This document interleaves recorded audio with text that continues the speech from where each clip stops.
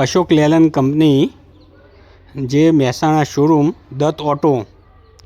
અશોક લેલન બડા દોસ્ત i5 ગાડી છે કે જે એક નંબરની ભંગાર ગાડી અમારી કંપની શ્રી ટોબેકોને આપેલી છે અને વારંવાર ફરિયાદ કરી 3 વાર શોરૂમમાં મહેસાણા મોકલી, 1 વાર વિજાપુર શોરૂમમાં મોકલી અને અમારા ગાડીનું કોઈ નિરાકરણ આવેલ નથી.